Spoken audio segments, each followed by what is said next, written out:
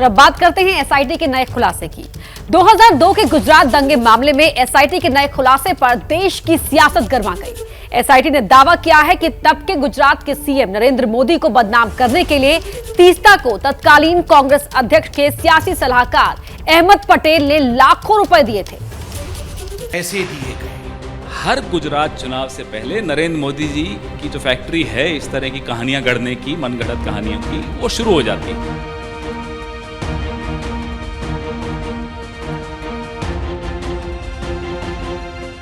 BJP और कांग्रेस के बीच ये बयानबाजी एसआईटी के नए खुलासे के बाद शुरू हुई।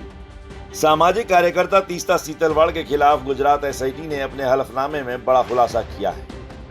15 जुलाई को तीस्ता की जमानत याचिका के खिलाफ दाखिल एसआईटी की एफिडेविट में दावा किया गया कि गुजरात की मोदी सरकार को फंसाने और गिराने की साजिश कांग्रेस नेता अहमद पटेल के इशारे पर रची गई।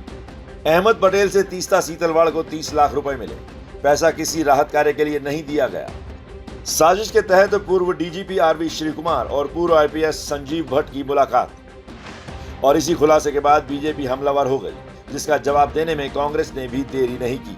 जो पहला किस्त गया है वो पहला किस्त 5 + 25 अर्थात 30 लाख का पहला किस्त सोनिया गांधी जी ने तीस्ता सीतलवाड़ को दिया। मोदी जी जैसी राजनीति करना जानती या करना चाहती तो क्या मोदी जी वहां मुख्यमंत्री रह सकते थे? सिर्फ बदनामी करके हम रुक जाते, हम हटा देते।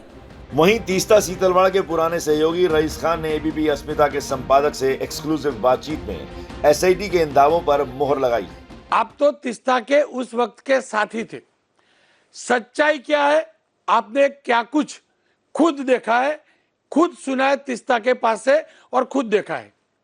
पटेल ने तीस्ता सीतलवाड़ से ये कहा कि आपको मैं बहुत पहले से अच्छी तरह से जानता हूं और हमले को आपको बहुत ही ऊंचा उठाना है, और इतना ऊंचा उठाना है कि इनकी सरकार जो यहाँ पर अभी बीजेपी की और सेंट्रल में जो सरकार है, ये सरकार गिर जानी चाहिए। तीस्ता सीतलवाड़ ने ये कहा कि हमारे पास जो है सबसे बड़ी बात यह है कि जैसा आप चाहोगे वैसा हम करेंगे, और जिस तरह से आप हमसे कहोगे हम उस तरह से करते चले जाएंगे।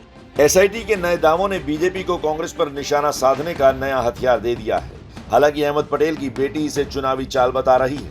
बड़ी कॉन्स्पिरेसी 20 साल 25 साल हो गए, आज तक सरकार ने, जब वो जिंदा थे तब क्यों नहीं उनको प्रोसिक्यूट किया?